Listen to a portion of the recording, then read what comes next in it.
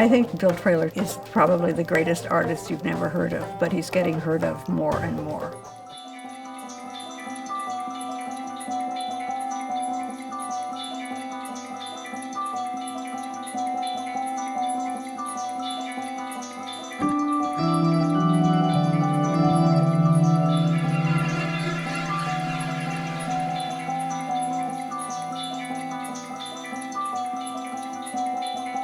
Bill Traylor is, to me, following a continuum of understanding a certain part of American history, particularly Southern American history, that many people aren't aware of. Somebody who went from a cotton field to becoming a world famous artist. There's lots of parts of American history that's related to the African American experience that has never been told.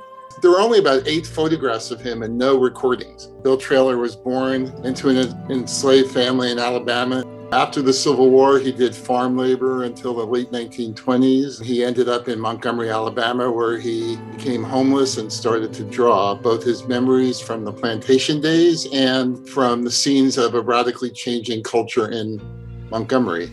His life ultimately spanned slavery, Reconstruction, Jim Crow, segregation, and the Great Migration, but he stayed in Montgomery. He covers a lot of territory historically. That's an amazing and rich, long life. We've always had African-American artists, visual artists. The thing to remember is that because of what America's been all about, they were never given the kind of recognition and respect that they deserved. You know, their work was marginalized. And it's only been in the last 20 years and their work has become part of what they call the American visual landscape. When you think about it, you know, he's kind of a remarkable man with a very unlikely biography. And the fact that he survived this journey is remarkable in its own way. Hopefully, by restoring this history that was erased or forgotten or buried in many ways, we can have an effect on making him not a hidden figure in some way, but bringing him more to the forefront, you know, the life through this guy's eyes. One thing that people used to always say, not just about him, but about self-taught and naive art, it looks like a children's drawing. Well, it may, but there's an 88-year-old man's experiences being poured into that simple image. There have been a lot of people who've tried to copy Bill Traylor, and none very successfully. As simple as the work may look, the nuance is much more surprising than you would think. I never said this to Jeff, but when I look at Bill Traylor and I see him sitting outside that store, you know, drawing with the beard and his bald, it makes me think of my grandfather, who was born and raised and died in Mississippi.